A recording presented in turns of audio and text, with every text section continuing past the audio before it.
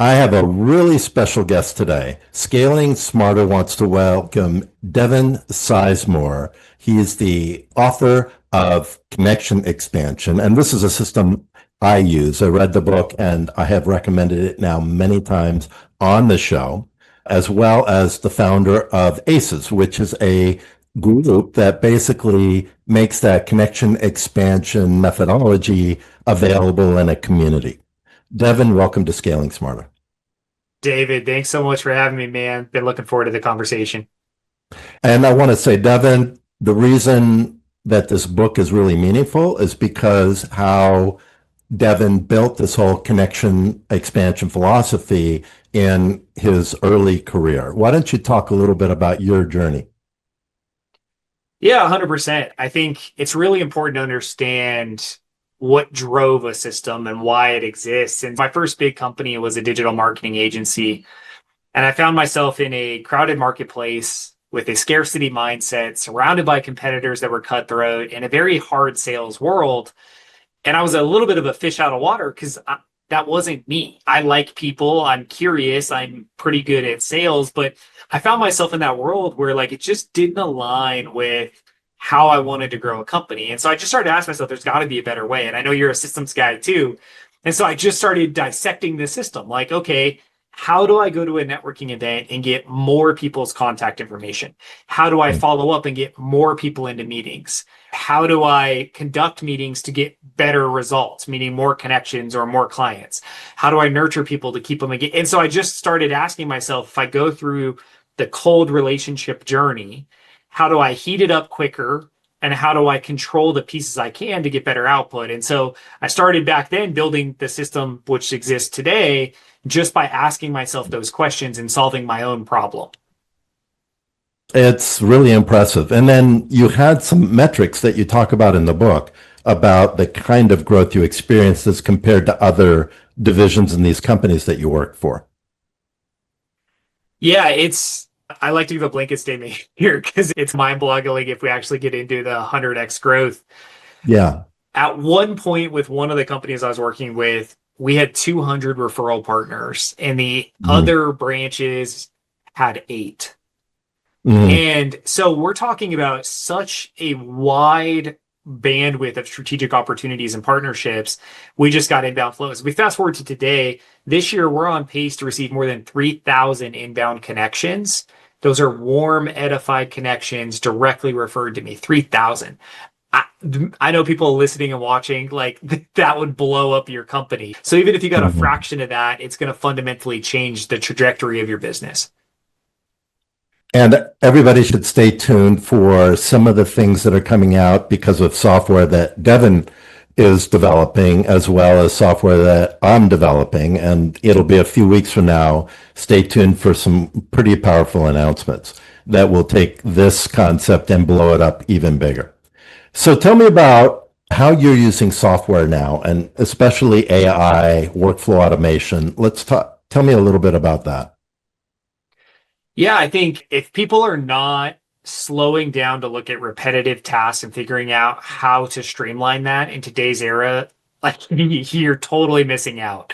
And I think the first sample of it we dove into, and I dove into this back when having a calendaring tool was like foreign and people would get mad. Like I would send them a calendar link and they'd be like, that's not personal. I don't want to book that way. And now if you don't have a calendar link, you're a loser, right?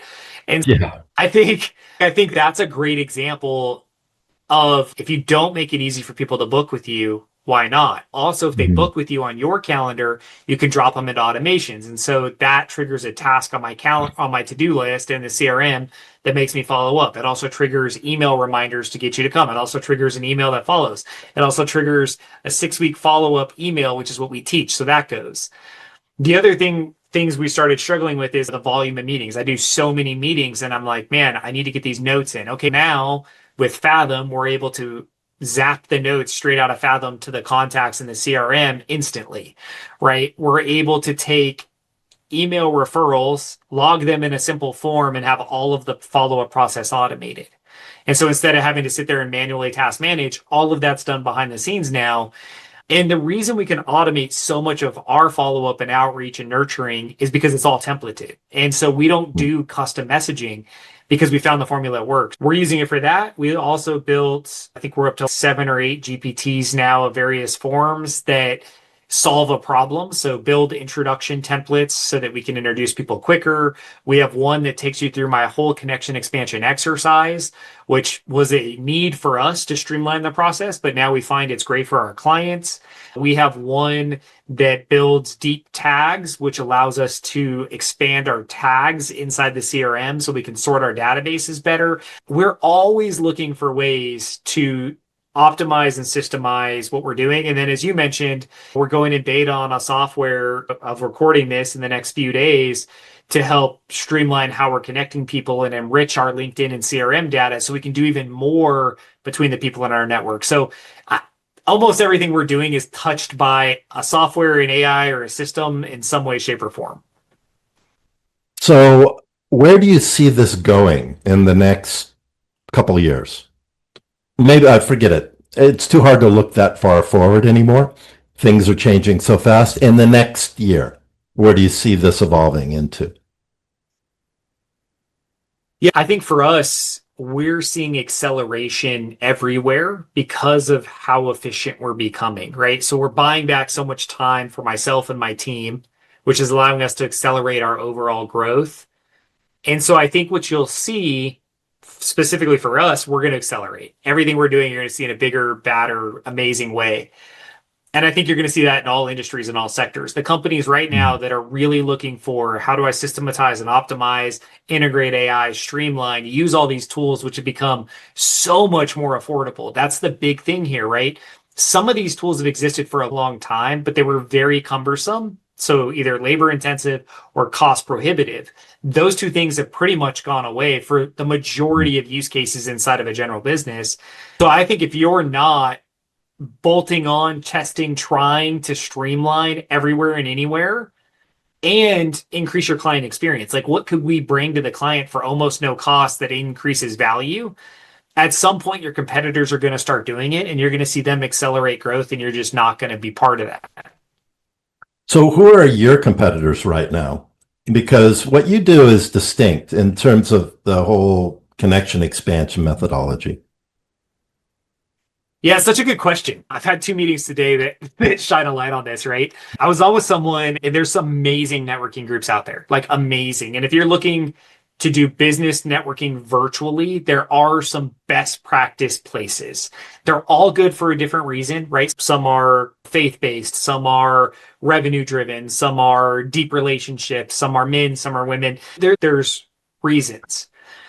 What I find is we found ourselves in a lane that I've yet to find anyone else really playing in, which is my guarantee to people is if you come to one of our networking meetings, you're going to meet someone new every single meeting. Every single meeting you come to, you're going to meet someone new, guaranteed.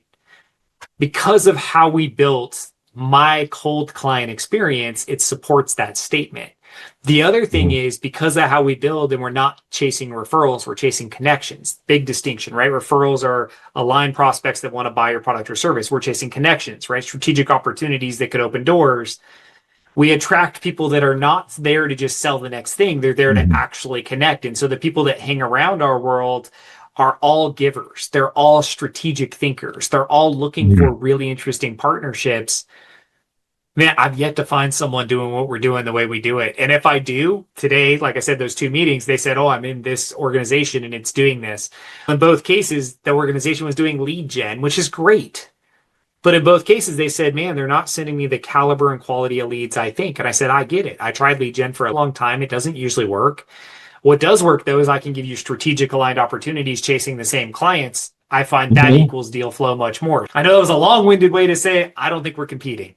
It's interesting regarding lead gen. Lead gen used to work to a certain degree, depending on how much energy in terms of money you wanted to invest in the lead gen. You could get a return depending on what type of lead gen you were doing, whether it was paid ads or whether it was cold outreach or social media, whatever. Put a certain amount of money in, you could expect, assuming the lead gen was done well, you could expect a certain kind of return, which is way different than what you're doing because the energy you put into what you're doing continually grows the power of and the number of referrals that you'll end up getting. But today, lead gen sucks. It has gotten weaker, and as we see AI accelerate and technology accelerate, we're almost seeing an inverse curve with lead gen. It's almost like accelerating down faster. Is lead gen dead? I wouldn't go quite that far, but it is really ineffective and very expensive. I've even heard recently some senior marketing people talk about it costing $500 to $1,000 per qualified lead for things that used to cost $10 and $20 to achieve. And that's just not sustainable. No, but there are a few businesses that can afford to pay for that. And these are not necessarily even high ticket items. What you're offering is, to me, it's the only thing that really is, will give you a position where you invest and it grows. Every time you invest a little more, it actually gets bigger instead of you're just investing to keep it going. Now, I always ask my guests this question. If tech, there was no limitation, you could do anything with tech, and you had no budget limitation, what problem would you solve? I love that. I think before we hit record, we were geeking out on tech. I think one thing I identified, right, which I thought was interesting, is how do you deepen relationships in the places you're already playing and ease that process without it having to be so manual? I think to me that's fascinating, and it's got my wheels turning so much lately on if you join, we could use a big name. If you join BNI, you have a local chapter, you have a region, you have national, you can access everyone's data. It's all part of the system. Then it takes a lot of effort to get that data and either drop them through an email sequence to schedule a meeting or outreach, get them connected on all these different social platforms. And if you do it, yes, you're going to see a return. 100%. You should go do that. Go connect with everyone in every organization you're a part of, right? If you're part of a chamber, go find everyone that's on the chamber list and every day add a couple of them. So I think technology that allows us to take these databases we play in and translate those into some sort of relationship, that's interesting to me because it expands how fast we can build relationships. Geeking out. I just saved a 100 AI tool tech list to my Google Drive yesterday or last week. Uncle and I go through every day. We take one tool and we just dissect it to figure out what are they doing? How's it work? Does it work for us? Do you have a book recommendation to my listeners besides Connection Expansion, which I recommend all the time? Oh, it's such a hard question because I read so many books and I've worked with so many authors. I'm going to glance over at the shelf. You know what? I really shout out to Chris Jarvis. The Be the Draft book, I think is super interesting. And I think it's accessible for just about everyone. Like it's a good life lesson. And then all of his other books on finance are phenomenal. And then I just picked up Mentor Minutes. This is the one that's sitting on my desk. So shout out to Jim because his book's sitting here. So that's one I'm reading right now. But I read a ton. If you go to my website, I have a book recommendations tab full of books that I recommend. Okay. Thank you. And give me a prediction. Like if you could look out 5 years, do you have anything that you can predict based on how technology is shifting?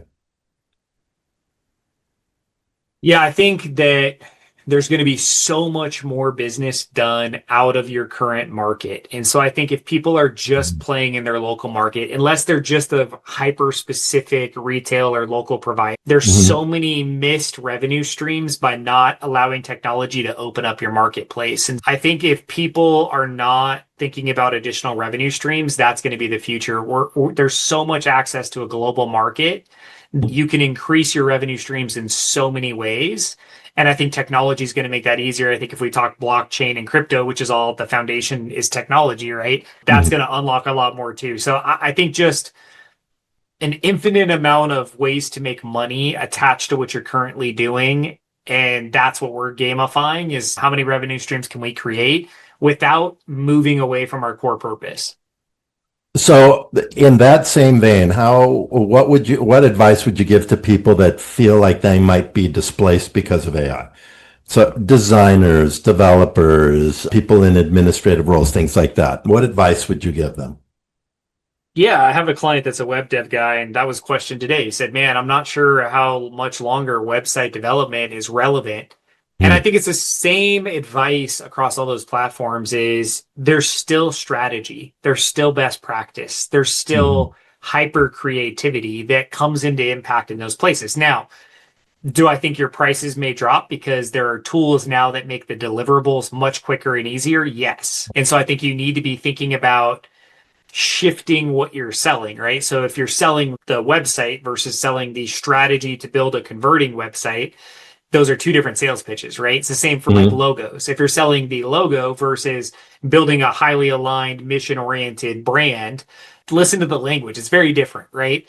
Yeah. So I think anyone who can play on the strategic side, right, really get to know people and help them align, you're always going to win. I think if you've built yourself on the output side, it's going to be a race to do it as cheap and efficient as possible because that's what tech is driving right now. And it just is. If anyone in the development space right now, they've never been able to develop stuff quicker and easier than today. And it's only going to get easier tomorrow. Yeah. So that's my advice to those guys is I don't think you're dead. I think you just need to really hone your craft to be the strategic leader in your space. And then think about all the other revenue streams. Back to what I just answered, right? What else could you be doing that supports that client? Could you build a community? Could you host a mastermind? Could you do group coaching? Could you bring clients together in a different way? We got to think a little bit more creatively as business owners in general and diversify our income. I think that's something I made a mistake on in a couple of companies. So do that. Focus on the strategy side. I don't think you're going to be irrelevant, but I think you're going to have to shift. I might have you back on because there was a whole series of questions that I actually forgot to get to related to some of the partnerships you've had. And you talked about in the show notes that you had lost money with those partners, but I don't think we have time today. So if you'd be interested, we could do this again, maybe in a few months. Always game to talk more. Yeah, I think between you and I, we could dive in and geek out on all sorts of things. But yeah, I've learned a ton of lessons. And if anyone wants to connect, man, I'd love to share what I'm doing. And I'm always curious to learn what other people are doing too. Devin, thank you for being on Scaling Smarter. And this is one of those episodes I'm really going to push out there because I think my listeners will benefit a lot from hearing what you have to say. Thank you so much. Oh, last question. I almost forgot. How would somebody get a hold of you if they want to? Yeah, so connectionexpansion.com will talk to you about the community we host, which is free. Come hang out there. Much more than what we talked about is in my masterclass or devinsizemore.com, DEVIN, sizemore.com. All of my stuff's on there, all my social links. Connect with me on any platform. Say you heard me on this show. That way I know where you heard about me and I can tell David thank you. Okay. And all those links will be in the show notes. So thank you, Devin, for being on Scaling Smarter.